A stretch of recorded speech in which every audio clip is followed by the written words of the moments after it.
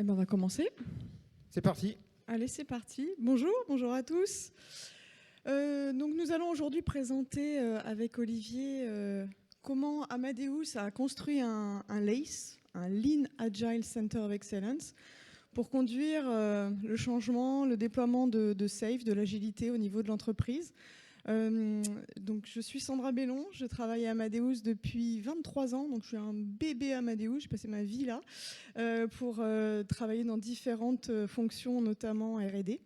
Et j'ai rejoint l'agilité en 2009, en découvrant Scrum, en étant Scrum Master, et puis en découvrant par la suite Kanban, j'ai été Product Owner.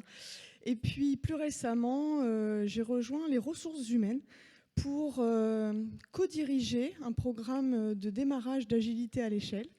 Et de fil en aiguille, ce programme a évolué, je vais vous expliquer ça.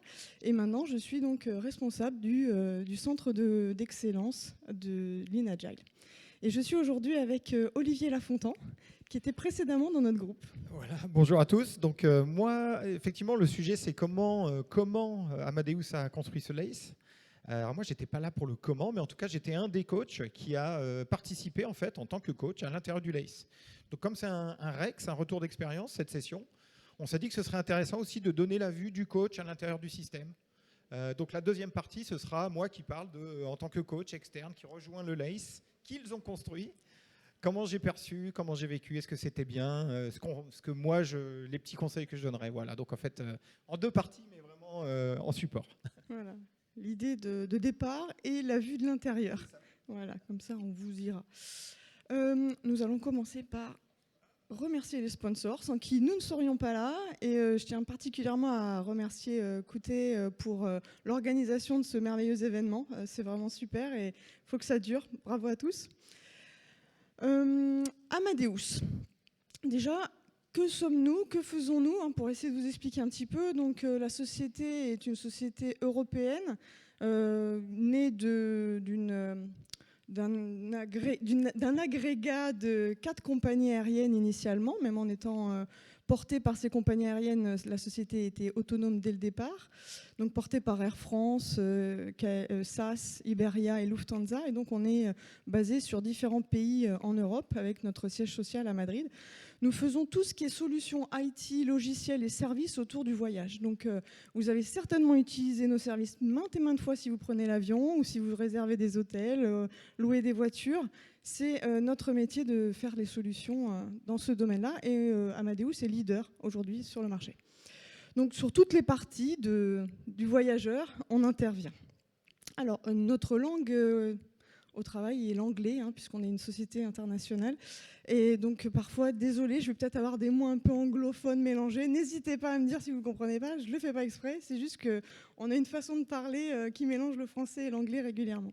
Et les slides sont en anglais. On a beaucoup de clients très divers. Donc, par essence, on s'organise structurellement aussi par typologie de clients. Donc, je vais aussi revenir là-dessus, mais on a des unités commerciales qui sont autour de les agences de voyage, les compagnies aériennes, les hôtels, etc., pour justement aligner les ressources face aux différentes typologies de clientèle que nous avons. Donc voilà, comme vous voyez, plus de 400 compagnies aériennes qui nous font confiance, c'est le cœur de notre métier, et les agences de voyage, quelque chose comme 400 000 agents de voyage qui utilisent nos services. La présence mondiale est aussi très complexe. On est un peu partout, avec notamment une vingtaine de centres R&D, puisque c'est quand même là où l'agilité a démarré. Donc ça amène beaucoup de complexité sur les travails en colocation, comme l'agilité le prescrit ou le promeut. Maintenant, avec le travail en remote, on a vu qu'on pouvait faire différemment, donc c'était tout à fait intéressant. Mais ça amène beaucoup de challenges d'avoir une richesse de cultures très différentes et des fuseaux horaires aussi très très différents qui parfois complexifient également la notion d'agilité à l'échelle. Donc, comment on est passé en SAFe? Quel a été notre parcours? Je vais passer un petit moment à vous raconter notre histoire grâce à cette ligne de temps. Hop. Et je vais commencer par la fin. On est aujourd'hui en juin. C'est les chiffres de juin. Alors aujourd'hui, on est à 40 trains, plus précisément. On est en train de lancer le 40e, là, alors que je vous parle. 35 trains en juin, ça représente à peu près 2600 personnes qui travaillent en safe. Mais il a fallu beaucoup de temps pour en arriver là. Tout a commencé dans les années 2009-2010 avec les initiations de Scrum Kanban. Et puis en 2015, donc, je vous disais, j'ai rejoint les ressources humaines pour copiloter un programme R&D Agility, donc dans une ambition de commencer à faire de l'agilité à l'échelle. À l'époque, on s'est dit, on va créer notre propre modèle, parce qu'après tout, nous, on sait faire, et comme on est différent, eh bien, on va faire notre propre modèle. Ça, c'est très commun dans notre entreprise. Donc, on a créé des tribes. Alors, c'est du nom Spotify, mais en fait, le reste était vraiment plutôt du Scrum of Scrum, avec un tribe leader. Enfin bon. Donc, on a commencé comme ça a très bien pris, mais ça a pris côté R&D. Donc, l'embarquement du product management, marketing, etc., n'était pas très probant, et c'était plutôt agile, c'est pour les développeurs, c'est pas pour nous. Et donc déjà, complexité, une résistance au changement pour embarquer l'entreprise dans cet état. 2017, on commence à apprendre qu'il y a d'autres modèles qui existent, que ça peut être intéressant de s'orienter sur quelque chose qui existe par ailleurs. Donc, les coachs agiles et aussi des experts lean qui gravitaient autour de différents programmes dans Amadeus se disent qu'il faudrait quand même qu'on se forme et qu'on voit un petit peu qu'est-ce qui existe par ailleurs. Donc, on a à peu près 6-7 coachs qui vont faire cette certification Safe SPC pour en savoir un petit peu plus. Honnêtement, première approche, et j'étais dans ce premier lot de formation, qu'est-ce que c'est que ce truc Safe, c'est énorme, hyper compliqué. À mon avis, ça ne viendra jamais à Amadeus. On est tranquille. Ouais. On a appris un peu. Donc 2017 aussi, donc dans cette même année, réorganisation complète de l'organisation. Alors très grosse réorg, changement complet de notre façon d'être structurellement organisé, puisqu'on a évidemment une ligne hiérarchique avec un organigramme. Enfin, tout est normal, traditionnel. Et là, accompagné par des consultants de très grande ampleur au niveau d'une entreprise comme la nôtre. J'ai oublié de mentionner qu'on est quand même 18 000 dans le monde, donc ça fait quand même un gros paquet de gens à aligner. Le résultat de cette analyse, c'est de dire qu'il faut créer un programme qui s'occupe de l'agilité et de la transformation agile, mais au niveau de toute l'entreprise, où on embarque tout le monde. Donc là, convergence des forces, on s'est dit, on va rallier un petit peu tous les gens qui travaillent sur du lean ou sur du agile dans l'entreprise, et on va faire une sorte de grosse équipe virtuelle pour travailler et s'aligner sur ce qu'on veut amener comme agilité au niveau de l'échelle. On avait toujours en parallèle donc ce déploiement des tribes et de notre propre modèle, et on se dit, ok, là, si on veut grandir, si on veut embarquer plus loin, si on veut faire du lean budgeting, si on veut avoir une prioritisation, notre métier, c'est pas de créer des modèles agiles, notre métier, c'est de faire de l'IT.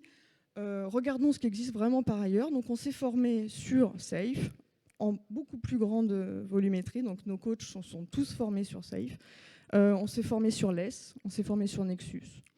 On a fait une analyse et de par notre situation, on a choisi de partir en Safe. Mais avec une vraie volonté de l'EXCOM, donc du comité directionnel, et une vraie volonté aussi de respecter les règles du jeu de Safe. C'est-à-dire que moi, étant aussi aux ressources humaines, imposant formellement qu'on forme bien tout le monde pour y aller. C'est-à-dire que c'est pas on y va, mais on fait semblant, et puis après, on n'a pas les résultats. Donc voilà, on s'y met, mais on y va vraiment, les gars. Ok, on est parti. Je bois un peu parce que je parle beaucoup, là. Vous me suivez toujours, ça va ? Ouais, super. Donc 2018-19, là, on commence à lancer des trains. On a été accompagné par un groupe de consultants, très bien. On a pu commencer à avoir les bons messages. On a commencé pas si petit que ça, on a commencé direct avec 2 trains. On avait un gros sponsorship. Coup de chance, en fait, on a recruté un sponsor qui venait d'une société qui avait déjà utilisé Safe, sponsor commercial, très fort pour embarquer directement la partie product management, product marketing avec la R&D. Et ça a permis de lancer une histoire, une success story, comme on dit, pour pouvoir montrer que ça marchait. Tout n'était pas parfait. Je vous assure que ça a été très chaotique. On a eu des débats. Non, dans Safe, il faut faire comme ça. Et pourquoi vous faites comme ci ? Voilà, bon, normal.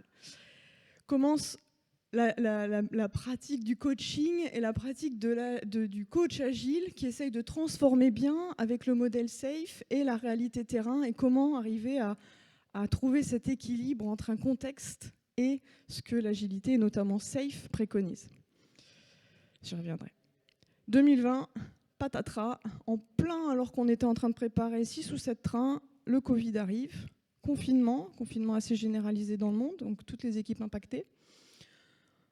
On continue ou on arrête? Qu'est-ce qu'on fait?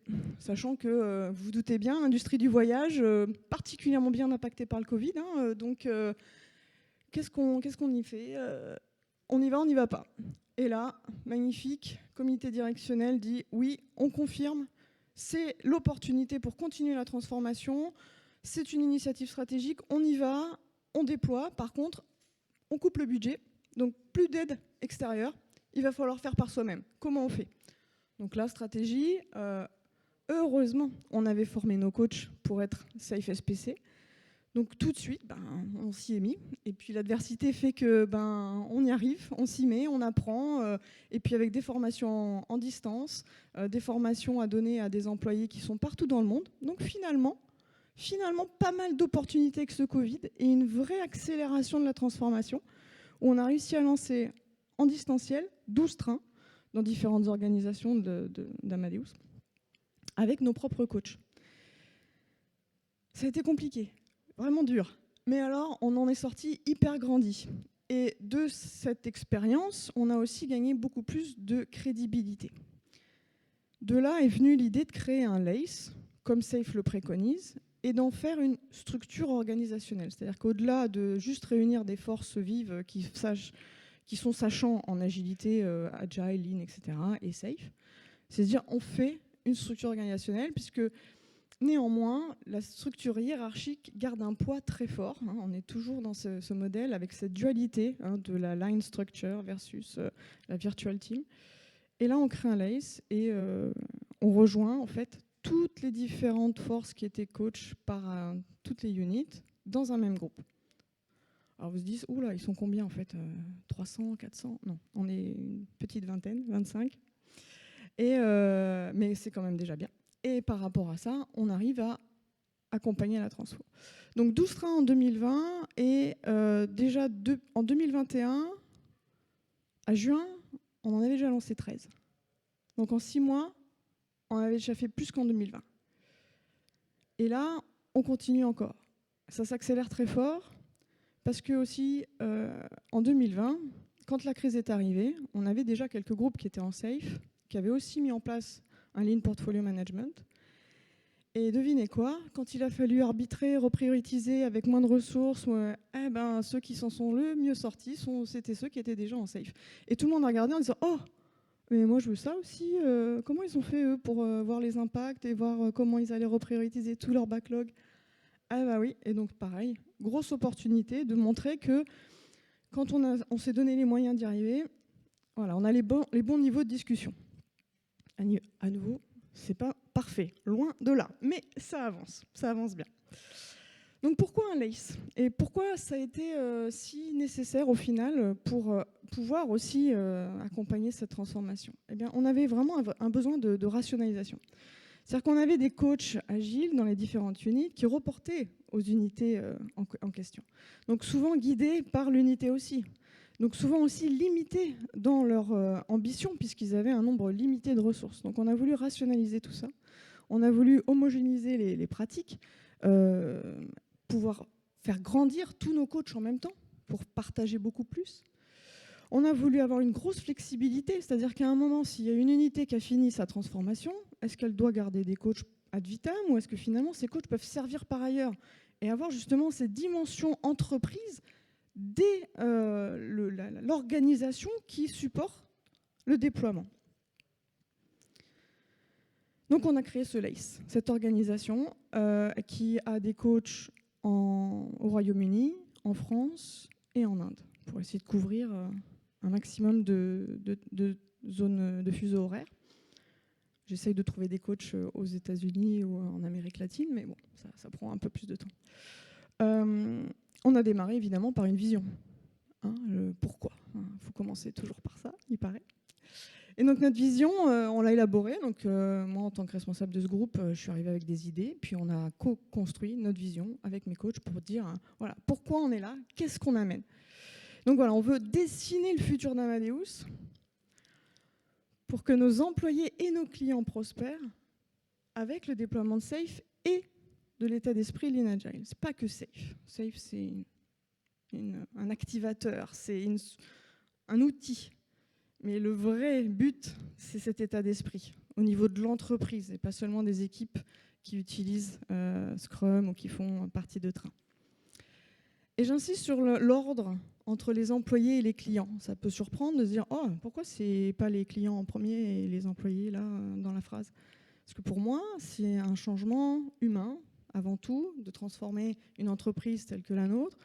C'est un changement qui va partir dans les émotions, dans l'accompagnement de l'individu, des individus, et les employés doivent être au centre de la préoccupation de ces transformations. On n'est pas simplement en train d'amener des méthodes, on est en train de changer la façon de travailler, de se comporter, de représenter des valeurs d'entreprise. Et ça va bien au-delà de l'agilité avec Safe, ça va vraiment sur une transformation culturelle. Et donc les employés, pour moi, ça fait partie de la base. Et ensuite, si eux vont bien, le reste suivra très facilement et nos clients seront aussi très contents.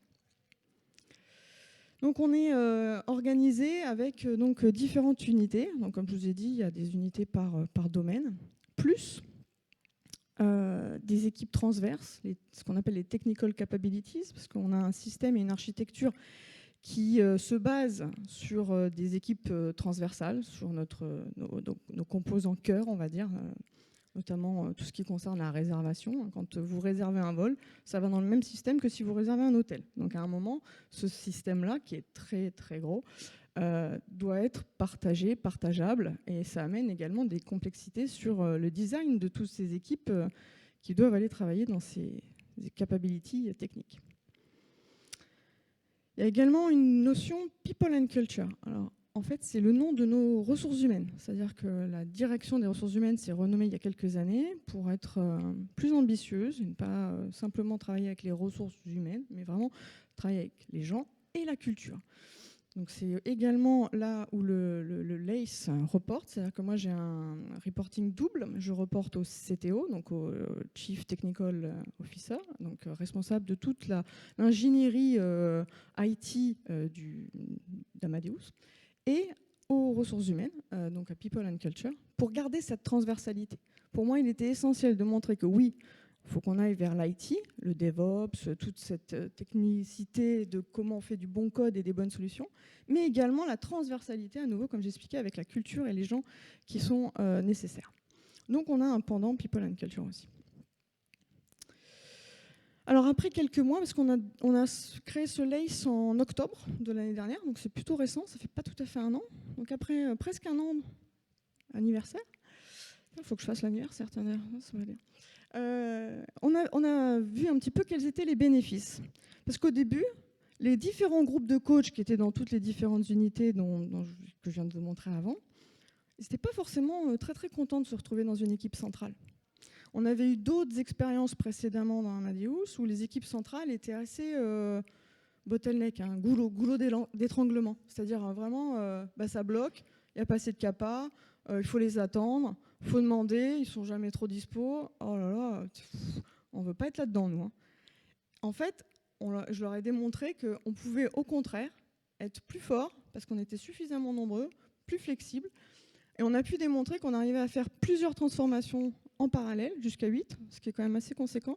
Et à chaque fois, on transforme et en train, donc on fait la couche qui s'appelle Safe Essential, les équipes d'équipe, et le Lean Portfolio Management en même temps.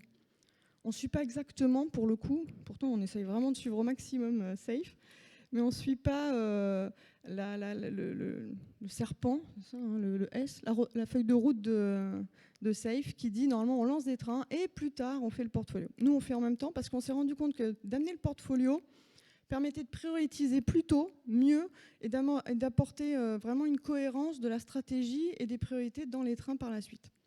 Donc on fait en même temps. C'est pas évident, mais bon an, mal an, ça fonctionne plutôt pas mal.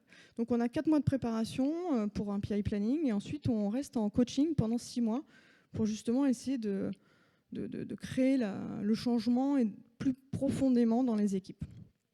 En parallèle, on a des équipes qui vont s'occuper de tout ce qui va être mesure, tout ce qui va être KPIs, les tableaux de bord. J'ai pas l'habitude de ces mots-là, excusez-moi. Du time reporting aussi, du lean budgeting. Donc on a vraiment des idées d'améliorer la gestion budgétaire. Un peu comme ce qu'Orange vient d'expliquer d'ailleurs. On est très très proche en termes d'évolution avec Orange. On a beaucoup de partage entre nos deux sociétés aussi. Ils sont pas loin aussi physiquement. Et on a donc aussi des streams sur tout ce qui va être ressources humaines, communauté et communication. Parce qu'on s'est rendu compte aussi, on a appris qu'on ne communiquait pas assez. Donc les gens ne savaient même pas qu'il y avait un programme qui s'occupait de ça. Donc à un moment, voilà, c'est comment on parle, comment on partage, comment on dit que ça existe, comment on montre qu'il y a des équipes qui y arrivent. Parce que des fois, j'en ai qui me disent non, mais ça ne marchera jamais dans Amadeus. Si, regarde, là, lui, il le fait, regarde. Alors parlez-vous, on fait un événement, hop, on en parle, on fait une session d'1 heure, on broadcast. Comment on dit broadcaster bon, je ne sais pas. On diffuse, merci beaucoup. Voilà, j'ai des aides internes. Et puis plus récemment, on a eu en plus, parce qu'on est très passionné par l'agilité, on adore ça, on adore faire en sorte que les entreprises grandissent, on s'est dit mais pourquoi est-ce qu'on n'irait pas aider des autres entreprises aussi à se transformer? Alors voilà, on a aussi développé une offre de service où si on a besoin d'aller aider d'autres sociétés, eh ben, on peut aussi faire ça et c'est assez intéressant. Voilà. Mais reste la question, est-ce que finalement le LACE ça suffit en fait? Est-ce que ça suffit d'avoir juste un LACE et c'est bon, l'entreprise se transforme? Alors la réponse est clairement non. Et donc on est allé plus loin. Hop, hop, hop, hop, hop. Oui, non, j'appuie pourtant. Ah mais si j'appuie pas sur le bon bouton, c'est sûr. Donc le LACE n'est pas suffisant pour transformer l'organisation dans son ensemble. Le LACE c'est un regroupement de coachs Lean Agile, Safe SPC, tout ça. Super, on a plein de compétences, ils ont tous beaucoup d'expérience métier aussi, la plupart viennent du développement, du product management, donc c'est très très intéressant, mais ça ne suffit pas. Donc on a créé un train, oui parce que vous savez ça fait des trains, et donc on a créé un train nous-mêmes pour aussi s'organiser dans notre façon de déployer l'agilité et d'embarquer des gens des organisations ou des gens des métiers quand il y avait besoin, par exemple la finance, par exemple l'IT interne, par exemple, voilà. On essaye vraiment d'embarquer plus que juste le LACE. Donc le LACE contribue à 100% à ce train-là, mais il y a des gens en plus qui viennent renforcer les troupes, on va dire. Donc on a 6 équipes qui sont dédiées à faire de la transfo safe. Voilà, on implémente Safe Essential et le Lean Portfolio. On a 3 équipes transverses pour adresser donc, les sujets donc, de People and Culture, communauté, communication, measurement, mesure, lean budgeting et enterprise portfolio management. On a aussi mis en place autant que possible du portfolio management jusqu'à l'ExCom. C'est-à-dire qu'on a eu une approche initiale de faire du portfolio au-dessus des trains, des premiers trains qu'on a lancés, sur un domaine donné d'activité. Dans une unité de commerce, il y a plusieurs domaines.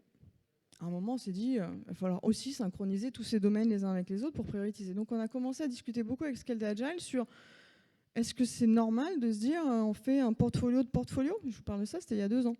Alors, ils nous ont dit oui, ça va dans la même direction de d'autres sociétés, allez-y. Et maintenant, ça fait partie du modèle. Donc le portfolio de portfolio, avec cette cascade, en fait, d'essayer de prioriser des très grosses mailles depuis l'ExCom jusqu'à ensuite les différentes unités qui vont ensuite voir avec les différents domaines comment chacun contribue à la stratégie. Ça paraît compliqué, mais ça se passe plutôt pas mal. Donc ce train lui-même, là, c'est le train qui déploie Safe, en gros, et l'agilité. Mais comment on priorise? Nous-mêmes aussi, on s'est mis un portfolio. On s'est mis un Lean Portfolio Management également en place, avec les 2 principales instances pour que ça fonctionne bien.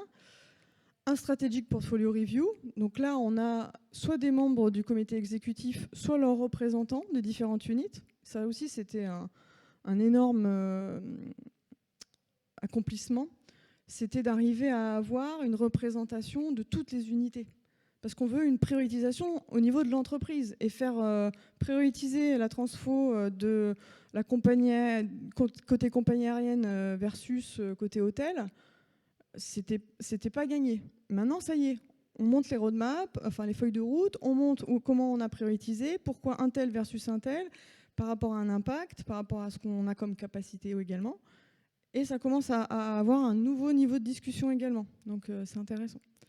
Donc on priorise et ensuite, plus concrètement parlant, on synchronise avec des représentants des différentes unités qui sont plutôt opérationnels et qui sont toutes les 2 semaines avec nous pour s'assurer qu'on est bien dans la bonne direction et aussi qu'on puisse partager des besoins, s'il y a des besoins complémentaires de pilotage.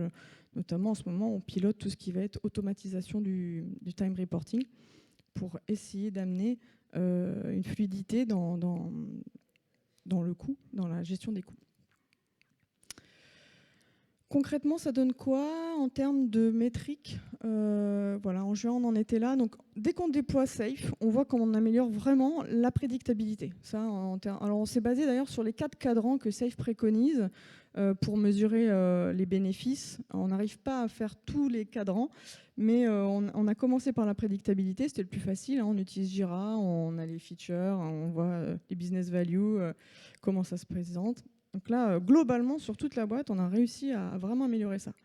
Maintenant, il faut aussi, en termes de challenge, qu'on trouve des contrebalances pour éviter que les équipes se sous-engagent. Ça se dit, ça? Oui. Enfin, vous voyez ce que je veux dire? C'est-à-dire qu'il y a des contrebalances de métriques pour s'assurer qu'ils ne sont pas en mode j'en fais un peu moins, comme ça, la prédictabilité, elle est bonne. Ah ben non, parce que ça, c'est pas le but du jeu. En plus, on mesure, comme Orange l'expliquait, la météo des employés. Ben, nous, on appelle ça le NPS, donc le Employee Net Promoter Score. Donc là, on voit que ça, globalement, ça commence un peu à chuter. Enfin, ça chute. Parce qu'on déploie beaucoup. Et donc derrière, ben, on s'est dit, ah, qu'est-ce qui se passe? Super, on a des retours. Les gens nous disent si ça va pas. Un des facteurs principaux d'évolution sur lesquels on est aussi en train de travailler, c'est qu'en augmentant le nombre de trains et le nombre d'équipes qui travaillent en safe, on augmente également un inconfort notamment des managers, donc qui restent les line managers des organisations, dans l'évolution vis-à-vis de l'agilité. Eux ne sont nulle part dans l'image de safe. À part le Lean Agile Leadership, il n'y a pas grand-chose qui les embarque. Et donc ça crée une certaine confusion sur quelle est la valeur du manager avec l'agilité, qu'est-ce que j'amène. La plupart de nos managers étaient, pour beaucoup, des experts techniques qui ont été promus de par leur expertise. Donc on a aussi un décalage par rapport à ce qu'on voudrait atteindre en termes de leadership. Et les équipes nous disent, bah, attendez, moi j'ai un Scrum Master, un PO, un RTE, un Safe PM, et un manager et un senior manager. Ouh, il fait beaucoup de monde quand même autour de moi. Qui priorise et comment je travaille? À un moment, il faut empowerer, hein, donc responsabiliser les équipes. Bon, il va falloir connecter un petit peu tous ces points-là. Donc voilà, on travaille dessus, on a des approches, on essaye vraiment d'embarquer tout ça. Mais voilà, ça reste un vrai débat de fond sur ça. Et puis aussi, une vraie nécessité de coacher beaucoup plus.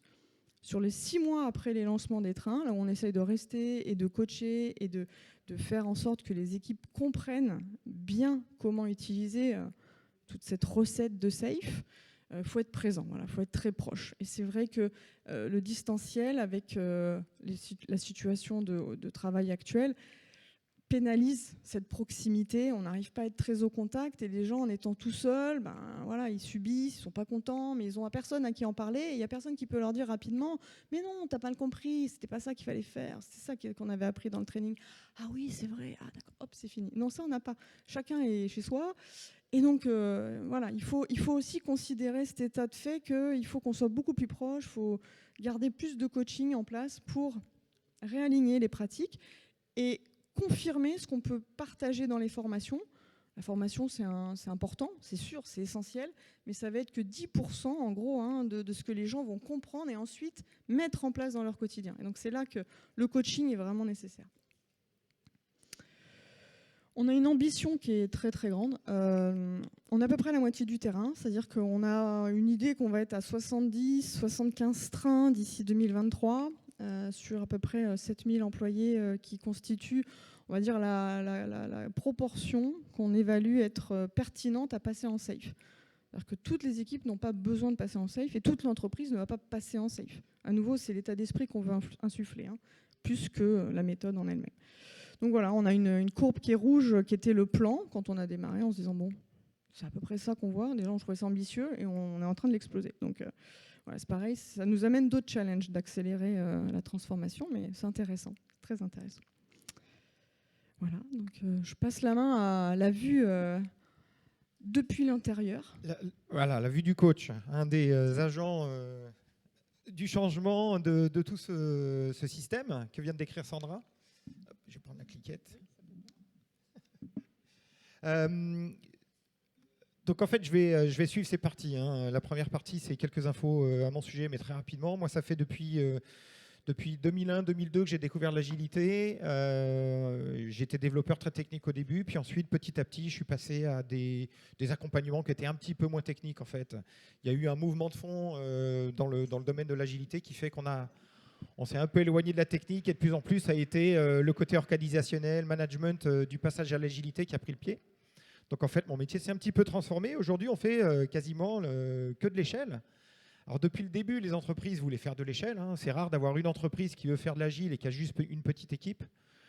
C'est souvent des grandes entreprises qui avaient déjà des intentions de faire de l'agile sur plusieurs échelles. Et à un moment donné, il y a forcément un besoin d'agréger les efforts de plusieurs équipes pour travailler peut-être sur un produit un petit peu plus complexe ou en tout cas des business domaines à agréger. Je ne vais pas revenir sur les basiques d'Amadeus, tu as tout couvert. Ce qui est important ici, c'est juste de se rappeler qu'en fait, la façon dont Amadeus gère la transformation aujourd'hui, le LACE d'Amadeus, c'est cette utilisation du train qui va faire ce train de transformation, en fait, qui va gérer toutes les opportunités de transformation comme une épique qui traverse un Kanban de transfo. Et en fait, ça a vraiment un impact pour les coachs. Donc l'impact pour les coachs, c'est qu'en fait, à travers ce travail de préparation, le traitement de préparation de chacune des épiques de transfo, on se retrouve avec des certitudes. Les sponsors sont toujours disponibles. Voilà, ça fait partie des critères d'acceptance d'une épique qui passe en phase d'implémentation. On a toujours des priorités qui sont très très claires. Ça, c'est super important. Donc, quand on est lâché, quand on arrive dans une entreprise, comme c'était mon cas, puisque j'ai passé 1 an chez Amadeus, moi, je suis externe. Ce qu'on a envie de faire quand on arrive, c'est tout de suite, je comprends le contexte, je connais les stakeholders, je peux me mettre très vite au travail et je ne vais pas être perdu trop longtemps. Alors, c'est l'intérêt d'un coach, mais c'est également l'intérêt du client. Donc là, en fait, les priorités sont super claires, les stakeholders sont disponibles, on a des équipes de transformation qui sont stables. Ça aussi, c'est le rêve pour un coach, c'est de ne pas avoir à se battre sur récupérer les 5% de disponibilité de quelqu'un sur une transfo, parce qu'en fait, ça n'aurait pas été planifié proprement. Donc tout ça, c'est bon, les roadmaps sont connus, les expectations de tout le monde sont également sur la table. Voilà, tout ce que tu as expliqué, en fait. Ce qui fait qu'on a vraiment une incertitude qui est levée quand on coach dans ce contexte.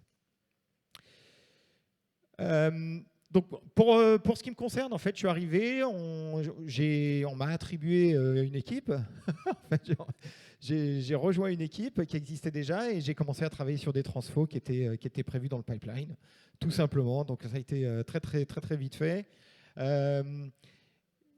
L'intérêt pour moi, c'est qu'en fait, j'ai pas eu à essayer de comprendre l'ensemble d'Amadeus. J'ai eu vraiment un petit sous-système à comprendre. C'était le système du train sur lequel on m'a proposé de travailler.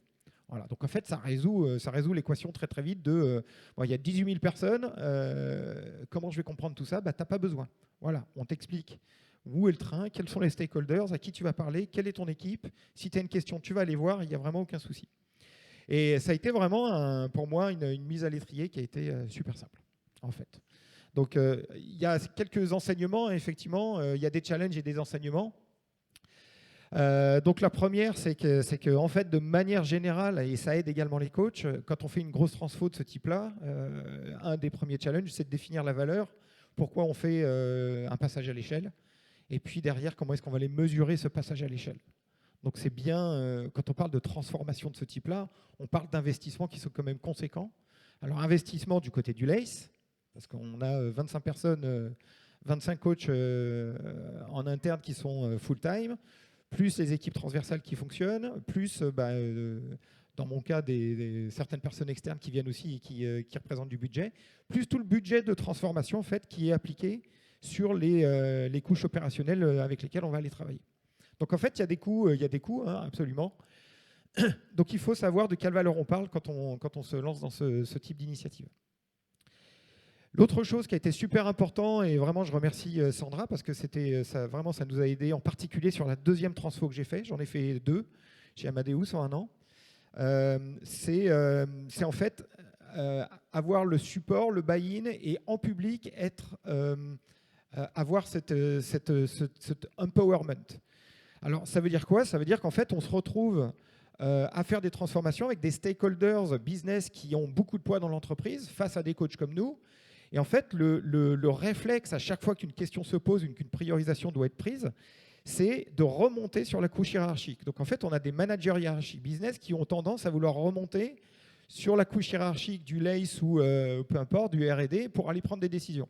Et nous, on est coach dessous. Et en fait, ce qui nous manque pour accélérer le mouvement et travailler bien avec eux, c'est d'avoir l'empowerment pour avoir les conversations avec eux en direct. Donc la délégation et l'empowerment auprès des coachs pour augmenter la rapidité et la qualité des transformations, elle est vraiment clé. Ça, c'est vraiment un changement culturel à amener, l'accompagnement à amener aux leaders. Hein. Donc effectivement, dans SAFE, on en parle beaucoup, mais le côté leadership, ça se vit, ça s'accepte. Et à un moment donné, au bout de 3 mois, 4 mois, 5 mois, 6 mois, on voyait des sponsors qui arrêtaient d'essayer de passer de l'autre côté de l'organisation et on rentrait vraiment en vrai échange et interaction avec eux. Donc ça prend du temps. Par contre, il faut être appuyé systématiquement. Et puis, il y a un comportement de la part de nos managers qu'il faut répéter aussi. C'est, tu vois ça directement avec Olivier. Ou tu vois ça directement avec, tu vois ça directement. Et au bout d'un moment, ça passe. Excusez-moi. Bon, en fait, je vais passer dans le détail parce que là, je suis en train de vous donner tout le détail de mes slides. Voilà, donc celle-ci, j'en ai parlé. L'empowerment, j'en ai parlé également. C'est la petite histoire que je vous ai donnée. Sur ce type de grande transfo, il faut penser forcément aux nouveaux arrivants. Donc, oui, on va favoriser la communication en face-to-face, mais dans les transfos de ce type-là, et dès qu'on passe à un niveau d'industrialisation qui est celui d'Amadeus, eh ben, il faut laisser une trace écrite. Il faut en particulier avoir une documentation qui est assez exhaustive, toujours synchronisée avec ce qui se passe vraiment, et puis qui est facile à naviguer. Donc c'est bien d'avoir une documentation qui liste tout. Par contre, si vous êtes nouvel arrivant et que c'est absolument incompréhensible, la navigation n'est pas possible, vous n'allez pas le consommer. Donc c'est même pas la peine de mettre de l'effort dans ce type d'artefact si personne ne va le consommer. Également avoir un système de buddy. Donc un buddy system, c'est vous arrivez, quelqu'un vous accompagne, ou en tout cas vous avez toujours ce point de contact en interne. Pour ma part, c'était plus qu'un buddy system, puisqu'en fait j'ai fait partie d'une équipe dès le début. Donc c'était une équipe qui représentait mon buddy et avec qui j'échangeais tous les jours. J'ai parlé de l'industrialisation, mais ça c'est vrai. Industrialiser, ça veut dire que lorsqu'on commence à répéter des patterns, voilà, on lance un train, 2 trains, 3 trains, ça fait 20 trains qu'on fait, il y a forcément des patterns qui vont sortir en interne. Quand ils commencent à sortir, quand des choses commencent à se répéter, il faut vraiment trouver le moyen de rendre ces choses plus efficaces. L'industrialisation est requise. Donc, industrialiser un LACE, ce n'est pas un gros mot. À un moment donné, votre entreprise en aura besoin. Sur 18 000 personnes, 2500 personnes sont déjà transformées. Ça veut dire qu'il en reste encore 15 000. Donc, réfléchissons à l'industrialisation et industrialisons là où on peut et là où ça fait de la valeur. Donc, pas partout, il n'y a pas de dogme. Mais par contre, c'est vraiment une question à se poser. C'est à quel moment je commence à industrialiser et comment. Voilà. Le dernier point qu'on voulait faire aujourd'hui, c'est la journée SAFE. Et vraiment, le dernier point, c'est que SAFE ne résout pas tout. Donc, on ne va pas essayer de tout résoudre. On a toute une liste de cas qui se posent systématiquement à nous les coachs, mais également dans l'organisation en interne, pour Sandra, j'imagine. Et effectivement, on peut avoir tendance à essayer de trouver des réponses dans SAFE partout, pour toutes les questions. Et le truc, c'est qu'en fait, SAFE, c'est plus un révélateur de beaucoup de choses et ce n'est pas forcément le fournisseur de toutes les réponses à vos questions. Donc, quand on dit qu'on fait du SAFE chez Amadeus, moi, c'est la manière dont je l'ai suivi, c'est que l'intention, c'est d'aller déployer le framework et qu'en fait, on va trouver des conditions plus ou moins acceptables de déploiement qui font que le framework se déploie très facilement, que certaines questions se répondent très facilement, mais dans certains cas, en fait, le framework va juste exposer une condition particulière ou une qualité particulière du système qui fait qu'on dit, bah là, Safe n'a pas de réponse. Exemple, le portfolio de portfolio, il n'y avait pas de réponse dans Safe. Pourtant, c'était une vraie question essentielle à la montée en puissance d'Amadeus en termes de business agility. Comment je prends ce type de décision et dans le framework, je n'ai pas ma réponse. Et là, il y a de l'innovation, de l'exploration, tout un tas de tests, de protocoles de tests mis en place. Donc c'est super intéressant. Voilà, mon retour d'expérience, c'est que c'était quand même super intéressant. Donc merci, c'est terminé. Et on en a fini. Donc c'est la séance des questions. Je crois qu'il nous reste un peu de temps. Merci beaucoup Sandra et Olivier. Donc je ne vois pas de questions en ligne, donc du coup je vais prendre des questions en séance. J'ai vu la main de Emmanuel d'abord.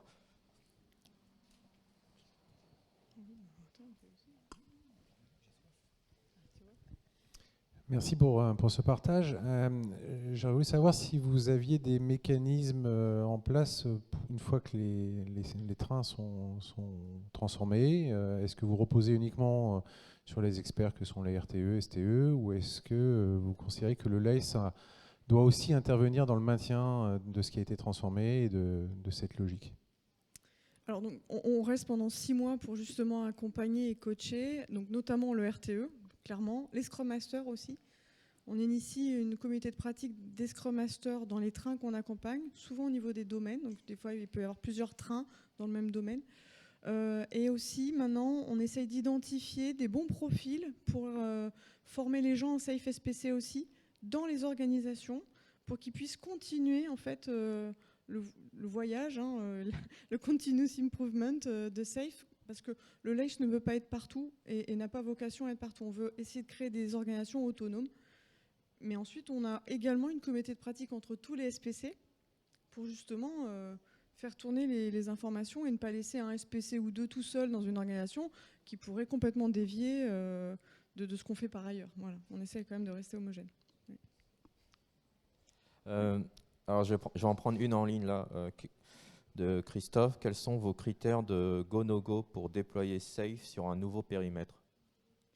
Alors on a fait, en plus de ce que la feuille de route de Safe amène, ce qu'on appelle un Readiness Assessment, donc une évaluation d'aptitude à partir en Safe. C'est très joli en français. Et pour le coup, on a pas mal de critères sur le sponsorship déjà. Est-ce que vraiment il y a une volonté d'y aller ? Les employés, est-ce que ça a l'air de résoudre le problème que tout le monde a ? Donc il y a des entretiens, il y a la criticalité du business. Est-ce que c'est le bon moment aussi pour se transformer ?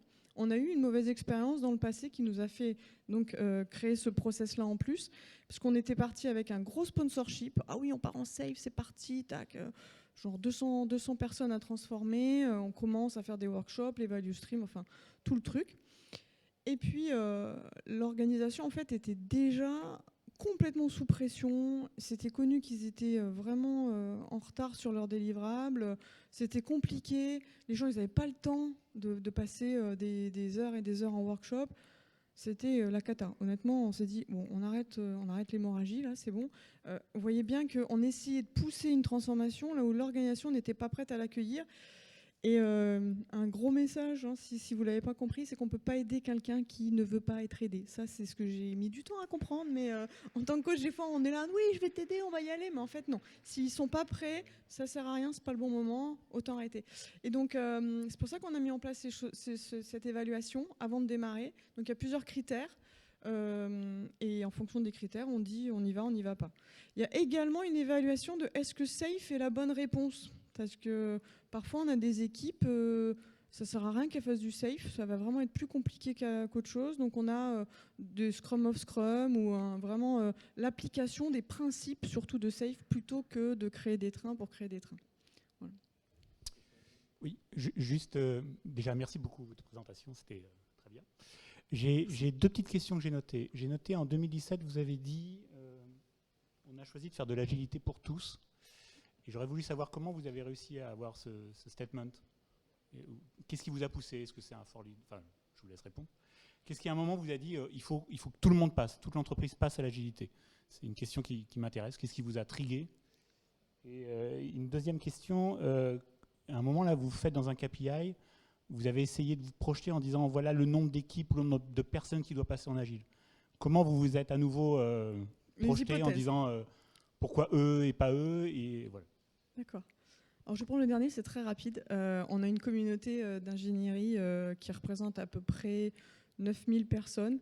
On a autour du product management à peu près 20% autour de tout ça. On a des équipes d'implémentation. Voilà. Donc ça m'a fait un volume. Sur ce volume, je considérais personnellement, et j'en ai toute la responsabilité, je prends 80% de ça. Voilà, pouf, ça fait mon bac à sable. Et après, on verra ce qui se passe. Il est possible qu'on fasse 60 trains et peut-être on en fera 90. Hein. Mais à un moment, il fallait avoir des chiffres pour nous rassurer, avoir un plan, une vision. On a mis ça en place. Pour la première question, on avait commencé en 2015 à faire de l'agilité à l'échelle. Mais quand ça fait longtemps qu'on fait déjà de l'agilité et qu'on se rend compte que ce n'est pas que la R&D qui doit partir, on voit tout de suite qu'il y a des clés et des fonctions corporate qui doivent aussi être embarquées dans cette agilité. La finance et les ressources humaines, principalement. Et tant qu'on n'avait pas cette dimension globale, on savait qu'il y avait des verrous qui ne passeraient pas. Ils ne sont pas tous déverrouillés d'ailleurs, hein. On a encore beaucoup de travail là-dessus. Mais voilà, déjà, il y a eu une prise de conscience. Aussi d'embarquer les vendeurs, les parties ventes. Parce que c'est bien de vendre plein de produits, mais si derrière on n'a pas de capacité, il y aura un disconnect qui ne va pas nous aider non plus. Donc tout ça, ça nous a amené à partir à l'échelle globale. C'est plutôt vous qui avez essayé d'acculturer au-dessus, oui. Plutôt qu'un message top-down en disant... Oui. Oui. Ah, et on a aussi fait des sessions d'immersion auprès de l'Excom. On les a fait voyager, on leur a montré d'autres entreprises, on leur a dit regardez, il y en a d'autres qui y arrivent. Voilà, ça a marché aussi pas mal ça. Oui. Ok, on a dépassé un peu le temps. Je fais un extra 2 minutes encore. Et qui a une question? Oui, bonjour, merci de présentation très intéressante. Alors j'aurais 2 questions qui sont corrélées. La première, c'est qui sont les business owners du train en charge de déployer CEF?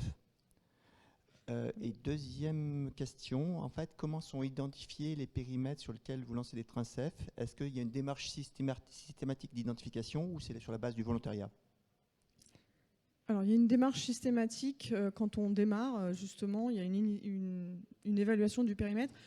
Les organisations sont assez bien construites aujourd'hui, déjà structurellement parlant, pour être alignées avec justement les types de métiers et les solutions qu'on délivre. Et donc, il y a une réflexion ensuite sur comment on doit potentiellement ajouter des gens d'autres organisations, par exemple les opérations, par exemple l'implémentation, qui sont des fois pas dans l'organisation elle-même, mais connexes. Voilà, donc ça, c'est fait à chaque fois. Systématiquement, on redéfinit le scope. Ça nous permet de former les bonnes personnes aussi.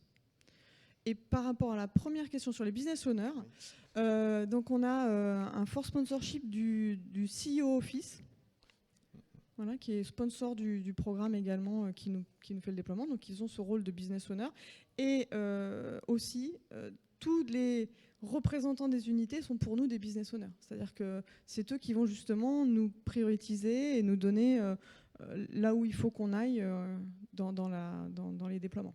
Et donc pour ce train, vous avez des vrais PI planning sur lesquels ces business owners participent? D'accord. Oui, alors ils ne viennent pas à chaque fois, hein, parce que bon, vous doutez bien que vu le niveau, c'est voilà. Mais on essaye quand même d'avoir des représentants qui font l'ouverture, qui font le contexte business à chaque fois qu'on démarre, qui réexpliquent en fait soit ce qu'ils viennent de vivre parce qu'ils ont eu leur domaine qui a été transformé, soit voilà, les next steps à mettre en place. Oui, ils viennent. Merci, très intéressant. Juste en addition de ça, en fait, sont les organisations qui se déclarent candidates, en fait, qui apportent des candidats, des operational value stream candidates à l'entrée du funnel du train de transformation. Voilà, juste. Une dernière ? Je suis désolé. Une dernière ? Allez. Mais, merci. Je suis joignable sur LinkedIn, hein, on peut en reparler. Merci pour la présentation. Je m'appelle Romain, je suis en charge à la DSI d'EDF de concevoir et de déployer du coup, le Target Operating Model basé sur SAFe. Et j'ai une question sur le LACE et la charge que ça prend de lancer un train par expérience. Est-ce que vous sauriez dire quelle est la charge pour lancer un train et combien de trains un seul coach peut prendre à lui à déployer? Est-ce que c'est un coach égale un train ou est-ce que vous pouvez paralléliser?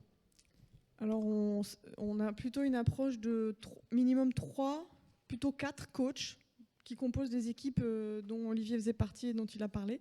Donc ça, c'est notre transformation team. Donc voilà, on va dire 4 coachs pour une transformation qui peut inclure plusieurs trains. En général, on en lance 2 par 2 même, dans un domaine donné. Et ensuite, pour la partie de coaching qui suit, après le PI planning, on est parti sur une hypothèse d'un demi-coach par train pendant 6 mois. Voilà. Ça peut être ajusté en fonction des contextes et de la maturité des équipes. Exactement, c'est ce que j'allais rajouter en fait. Parce que pendant ce processus d'assessment, avant de faire le lancement du train, donc, on fait également un assessment des équipes, la maturité des équipes, puisqu'un train c'est un ensemble d'équipes agiles. Et si on sait qu'on va avoir... Si on sait qu'on va avoir beaucoup de coaching à faire au niveau des équipes, ben on va réduire la voilure, on ne va pas lancer 2 trains en même temps. Bon, je suis désolé, il faut qu'on arrête puisqu'il y a l'intervenant suivant qui va prendre le relais. Donc n'oubliez pas le rôti. Merci. Voilà. Merci à tous.